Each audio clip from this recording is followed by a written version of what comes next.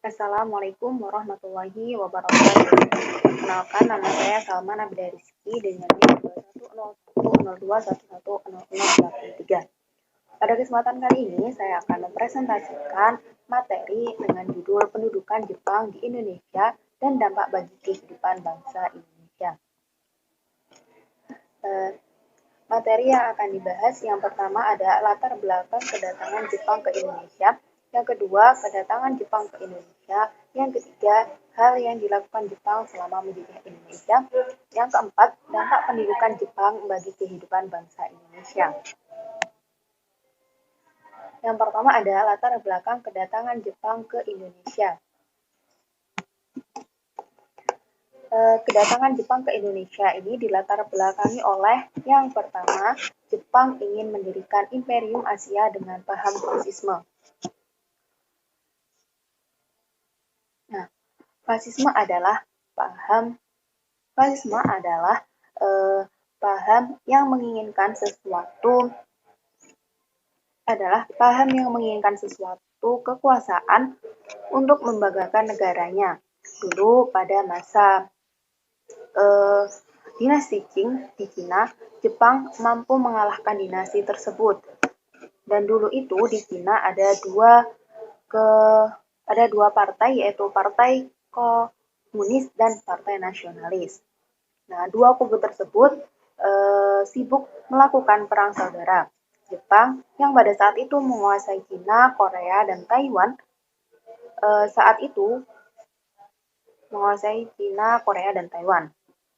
Nah, pada saat itu ada sebuah perjanjian yang melibatkan Jepang, yaitu isi perjanjian tersebut yaitu pembatasan militer 10:10. Nah, dengan adanya perjanjian tersebut, Jepang merasa dirugikan. Lalu yang kedua ada meletusnya Perang Pasifik. Jadi, pada saat itu Belanda, Inggris, Australia, dan Amerika sudah menguasai Asia Tenggara. Pada saat itu, Jepang mengebom pangkalan laut Amerika Pearl Harbor. Akibatnya terjadi Perang Pasifik. Nah, kemudian Sekutu mengadakan Abdacom karena Eropa tidak terima Jepang menguasai Asia. Lalu yang ketiga ada Jepang kekurangan sumber daya alam dan sumber daya manusia. Jadi pada saat itu Jepang membutuhkan sumber daya alam dan sumber daya manusia yang berupa militer yang banyak untuk dijadikan perbekalan dan tentara pembantu saat Perang Pasifik.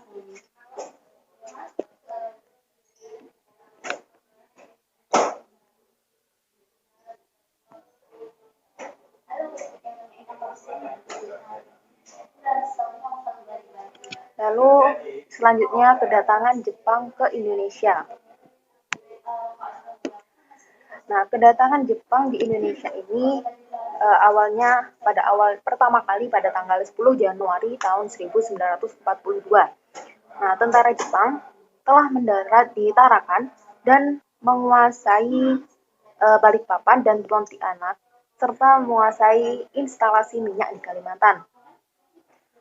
Lalu tanggal 15 Januari 1942 dibentuk Abdacom, yaitu American British Dutch Australian Command untuk menghindari serangan ofensif Jepang. Namun karena masing-masing negara mementingkan kepentingannya masing-masing, akhirnya Abdacom dibubarkan. Lalu pada 1 Maret 1942, Tentara ke-16 Angkatan Darat Jepang yang dipimpin oleh Letjen Hitoshi Imamura telah mendarat di Pulau Jawa di 3 tempat, yaitu di Teluk Banten, Jawa Barat, di Eretan Wetan, Jawa Barat, di Kragan, Rembang, Jawa Barat. Lalu pada tanggal 8 Maret 1942, Letjen Heinter Porten selaku Panglima Angkatan Perang Hindia Belanda dan atas nama Angkatan Perang Sekutu di Indonesia menyerah tanpa syarat kepada pasukan Jepang. Nah, perundingan penyerahan tersebut berlangsung di Kalijati, Subang, Jawa Barat. Dalam perundingan Kalijati, Dari Jepang diwakili Gubernur Jenderal Imamura, sedangkan dari Belanda diwakili Gubernur Jenderal Cerda dan Jenderal Terpoorten. Lalu pada tanggal 8 Maret ini juga dimulai pemerintahan Jepang di Indonesia. Lalu ada hal yang dilakukan Jepang selama menduduki Indonesia. Yang pertama, membentuk pusat militer. Nah, ini berbeda dengan pada masa pendudukan Belanda yang hanya memiliki satu pusat militer. Nah, di masa Jepang ini mereka memiliki 3 pusat militer. Yang pertama, pemerintahan militer Angkatan Darat Tentara ke-25 untuk Sumatera di Bukit Tinggi. Lalu yang kedua ada pemerintah militer Angkatan Darat Tentara ke-16 untuk Jawa, Madura, pusatnya ada di Jakarta. Lalu yang ketiga ada pemerintahan militer Angkatan Laut meliputi Sulawesi, Borneo, dan Maluku. Nah, koordinator pemerintah militer ini atau dinamakan Bunseibu ditugaskan untuk memulihkan ketertiban dan keamanan yang selama ini kosong dan diberikan wewenang memecat pegawai Belanda karena Jepang kekurangan tenaga pemerintah. Maka pemerintah Jepang terpaksa memakai pegawai bangsa Indonesia. Dengan demikian, bangsa Indonesia memiliki pengalaman. Lalu yang kedua, membentuk organisasi-organisasi yang dapat membantu memperkuat militer Jepang. Organisasi-organisasi tersebut yaitu ada satu Heiho. Nah, Heiho ini merupakan organisasi bentukan Jepang yang beranggotakan prajurit Indonesia untuk memperkuat pertahanan Angkatan Udara, Angkatan Laut, dan Kepolisian Jepang. Heiho ini tidak hanya ditugaskan di Indonesia, tetapi juga di seluruh daerah penduduk Jepang seperti Burma, Vietnam, Singapura, dan Malaya. Nah, kegiatan utamanya adalah membangun pertahanan, menjaga pertahanan, dan membantu tentara Jepang dalam peperangan. Heiho ini jauh lebih terlatih di medan perang dibanding organisasi-organisasi lainnya. Jumlah anggota Heiho sejak berdiri sampai akhir masa kependudukan Jepang di Indonesia mencapai lebih dari 42.000 orang. Dalam perekrutannya ini juga ada beberapa kriteria syarat yang harus diikuti. Nah, syarat-syarat tersebut itu juga ketat, antara lain berusia antara 18 sampai 25 tahun, sehat jasmani dan rohani, berkelakuan dan kepribadian yang baik, berpendidikan minimal sekolah dasar atau sekolah rakyat. Yang kedua ada Seinendan. Organisasi pilihan ini berdiri tanggal 9 Maret 1943. Anggotanya para pemuda berumur 14 sampai 22 tahun.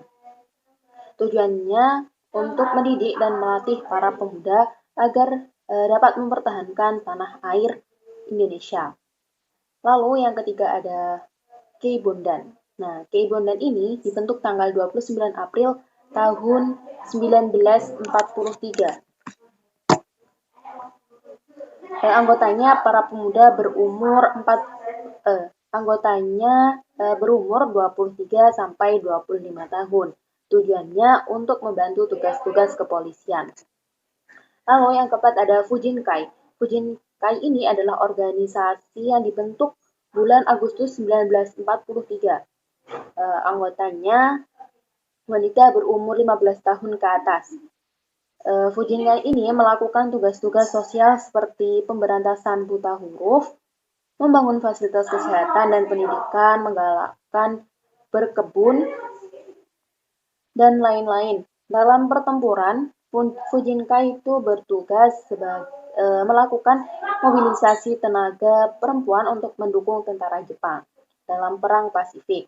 Nah, tugas lainnya adalah menjadi tim paramedis, memasak, serta memberikan hiburan pada tentara Jepang dan PK. Lalu yang kelima ada Jawa Hokokai. Jawa Hokokai itu merupakan perhimpunan kebaktian rakyat Jawa. Jawa Hokokai ini dibentuk tahun 1944 Tujuannya untuk mengarahkan rakyat agar berbakti sepenuhnya kepada Jepang demi tercapainya kemenangan dalam Perang Pasifik Asia Timur Raya. Anggotanya minimal berumur 14 tahun. Tugasnya adalah mengumpulkan pajak, upeti, dan hasil pertanian. Lalu yang terakhir ada Shui Shintai. Shui Shintai ini merupakan organisasi yang dibentuk pada tanggal 14 September 1944 dan diresmikan tanggal 25 September tahun 1944. Nah, tujuannya untuk meningkatkan kesiapsiagaan rakyat. Tokoh yang menjadi anggota Shui Shintai ada kesiapsiagaan rakyat. Nah, tokoh yang menjadi anggota Shui Shintai adalah Soekarno, Otto Iskandar Dinata, dan R.P. Suroso. Lalu yang keempat ada dampak kedatangan Jepang bagi kehidupan bangsa Indonesia. Yang pertama ada bidang politik. Dampak dari penjajahan Jepang di Indonesia di bidang politik itu yang pertama ada melarang penggunaan bahasa Belanda dan mewajibkan penggunaan bahasa Jepang. Ada yang kedua, membentuk organisasi-organisasi sebagai alat propaganda. Yang ketiga ada membentuk pemerintahan militer dengan angkatan darat dan angkatan laut.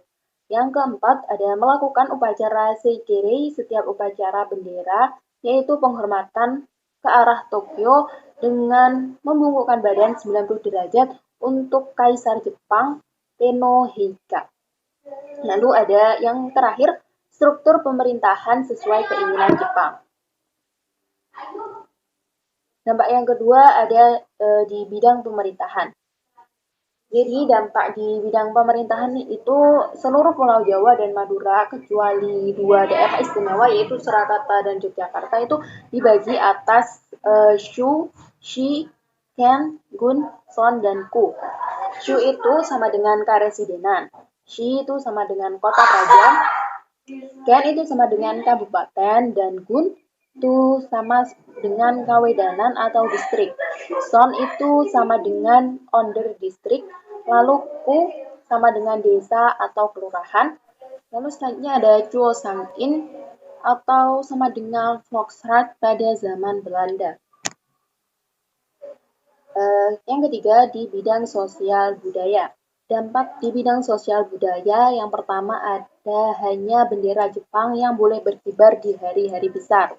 Yang kedua, Kimi Gayo menjadi lagu kebangsaan yang hanya boleh diperdengarkan. Lalu yang ketiga, mengendalikan komunikasi massa untuk kepentingan propaganda Jepang. Yang keempat, ada waktu Jepang yang dipakai adalah sama dengan waktu Tokyo.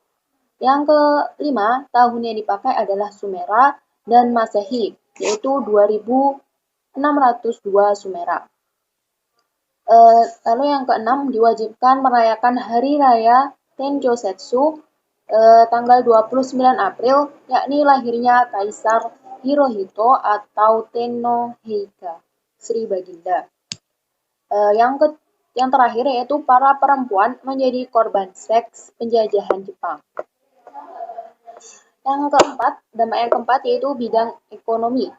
Dampak yang di bidang ekonomi ini yang pertama dikuasainya beberapa perusahaan yang sebelumnya milik Belanda seperti bank, perindustrian, DJ Fast Bank, Netherlands Handels Maatschappiij. Lalu ada Netherlands Indisch Ekomto Bank. Lalu yang kedua di bidang perpajakan itu diadakannya pemungutan pajak dari berbagai sumber termasuk orang Eropa dan Cina. Lalu yang kedua ada mata uang yang berlaku hanya rupiah Hindia Belanda. Pemakaian mata uang yang lain tidak dibolehkan atau dilarang keras. Lalu yang keempat ada pembentukan barisan Romusa dengan panitia pengarahan yaitu Romo Kyokai di setiap daerah. Yang kelima ada pengerahan tenaga kerja dan dari sukarela menjadi paksaan. Masyarakat ini wajib melakukan pekerjaan yang dinilai berguna bagi masyarakat luas. Lalu yang keenam, objek vital dan alat-alat produksi dikuasai dan diawasi ketat oleh pemerintah Jepang.